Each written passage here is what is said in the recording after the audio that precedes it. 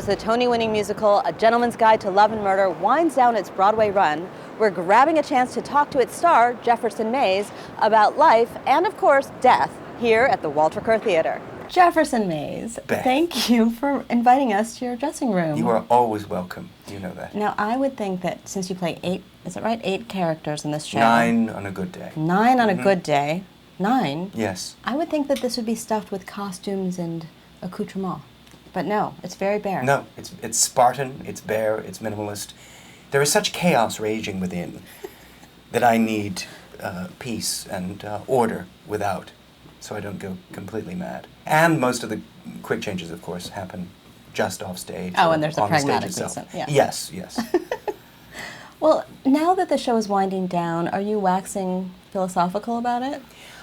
One is never really permitted to do that in the theater because you're doing the show up into the bitter end, and the end comes for a play with the finality and suddenness of the falling of Dr. Guillotine's blade. Suddenly it's over, and it's horrible. But I'm very worried what's going to happen to me after we. What are we close. worried about here? I think I'm just going to be in a state of utter physical and emotional collapse. I'm already deteriorating physically. I mean, I have torn gastrocnemius, vertigo, tennis elbow, which is so odd because I don't play tennis in the show or in my life, a herniated disc, pinched nerve, no sensation in this thumb, and I think I'm missing a couple of other afflictions. Wow, I'm sorry to hear that. You have to suffer for your art. Well, and you have to die for your art. Yes, you have literally. died almost 7,000 times so far That's on Broadway right. alone, and you've been with this show for how long? I've been with the show, I guess, Pre-Broadway, like a couple of pre-Broadway. years. I mean, 2009 was the first sort of workshop that I did, but then in earnest doing it since 2012, the autumn of 2012. So you've died several thousand times. I think so. I must be. So up to these the- ailments make sense. Yeah, it's inevitable. I think I'm getting off easy, quite frankly, given the abuse that all the Dysquiths must needs suffer. Now, since you've been dying so much, do you think you'll ever want to play another character that has to die on stage? Just once. I mean, I love Just one dying. death. I You could, love dying. yes, but maybe just once a night instead of 8 times a night. I think if anyone could ask you the question, is dying hard or easy compared to comedy? Good God, I've combined the two. I Yes, think maybe you for have. the first. Yes, right. Yeah, Charles Keene said, "Death is easy, comedy is hard, but dying in a comedy is pretty hard." Yes, It's hard on your body, obviously. It is. It certainly is. So what are we going to do to get you all back up to snuff? I just think bed rest. That's the trouble. Actors do not lead terribly glamorous lives. I got into But this people thinking think they do. I know. I mean, they think we just go gallivanting around town to parties at night, and some people, I suppose, do, but not me. It's the most. I mean, it's the life of a nun, in which you just have to sort of go home to a cup of warm milk and bed to recuperate and restore yourself for the next day. It is unusual that a star like yourself has been with the show from beginning to end on Broadway. That must feel like a real accomplishment for you, doesn't it? It's lovely. It's lovely. I would hate to be at home in my apartment knowing it was going on without me. And of course it will. It is. I mean, it's well, it's in a touring. very successful national tour right now in San Francisco at the moment. It's a wonderful production, but I love this show so much, and it has given me such joy over the years, and I don't want to leave it before it's time. If I have to be carried out in a pine box along the way, then so be it. But I want to stick with it as long as I can. Would you ever want to switch roles for one night and play Monty? No, I'd much rather play Sabella, I think. I didn't expect you to say that. No, she looks fantastic. Well, you do look good in a dress. Well, thank you. I think you're being very kind.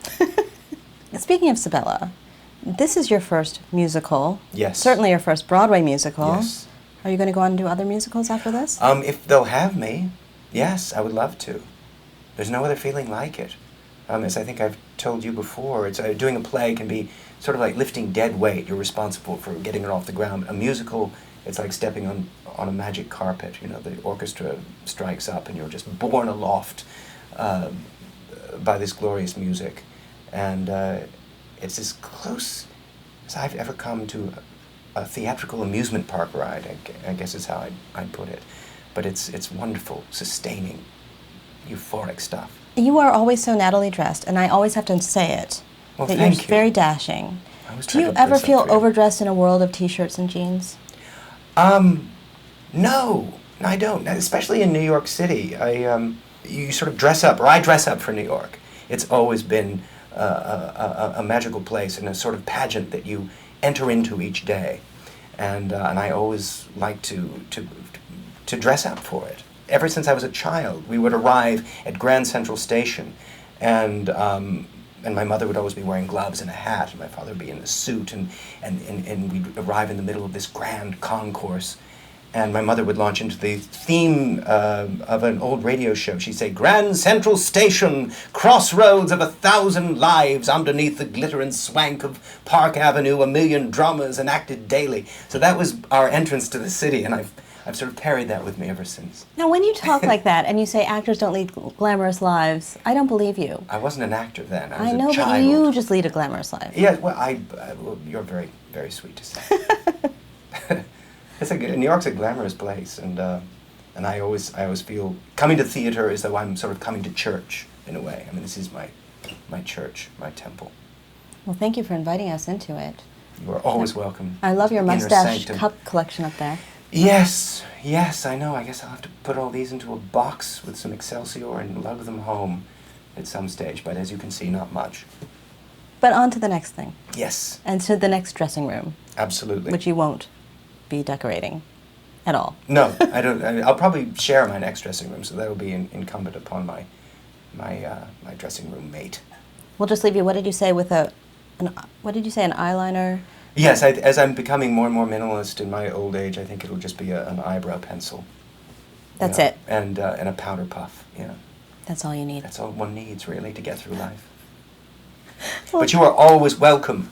I can't to wait to visit whatever your next dressing room I'm in. powder puff. Thank you, Jefferson. Thank you.